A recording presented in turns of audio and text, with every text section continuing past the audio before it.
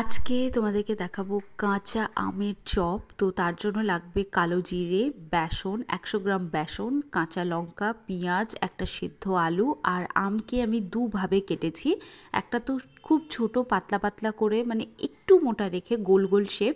আর একটা হচ্ছে ওই যে আমরা শশা টশার খোসা ছাড়ানোর জন্য যে পিলার ব্যবহার করি, ওই পিলার দিয়ে পাতলা পাতলা করে আমের গায়ের থেকে মানে আমটা কেটেছি। যেহেতু কাঁচা আম আরামসে তোমরা কাটতে পারবে, তো আমি এই পিলার ব্যবহার করে যেটা মানে দুভাবেই রেখেছি। তোমাদের যাদের যেটা কমফোর্টেবল সে সেটা ব্যবহার করতে পারো। এবার বেসনের মধ্যে তোমরা কালো জিরে, নুন আর কাশ্মীরি লঙ্কার গুঁড়ো দিয়ে ভালো করে মিক্স করে নেবে। আর নেওয়ার পর এতে হালকা জল দিয়ে দিয়ে তোমাদেরকে এই গোলাটা বানাতে হবে, বেসনের যে ব্যাটারটা আছে সেটা।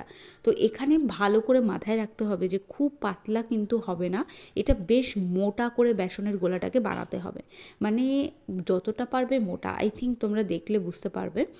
আর যেখানে আমি বললাম যে পিলার দিয়ে আমি দুভাবেই কেন দেখিয়েছি, কারণ আমি দুটো শেপই তোমাদের দেখাবো।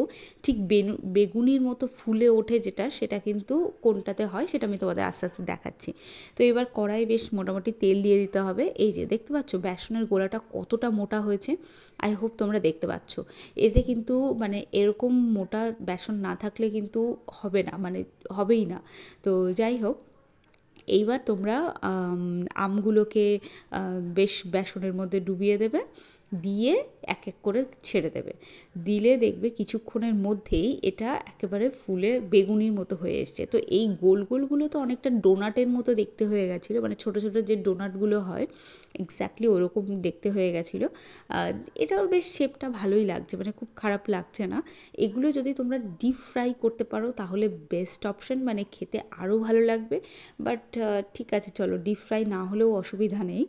আর ডিপ ফ্রাই করার জন্য আমার সেরকম কড়া ছিল না, সেই জন্য আমি এরমভাবে ব্যবহার করলাম। তো দেখো রেডি, মাত্র 2 মিনিটের মধ্যে কাঁচা রেডি আমের হয়ে গেছে পাকোড়া। আর আমার। এখানে তো একটা আমেরও কম আম ব্যবহার হয়েছে। তো চলো দেখা হচ্ছে।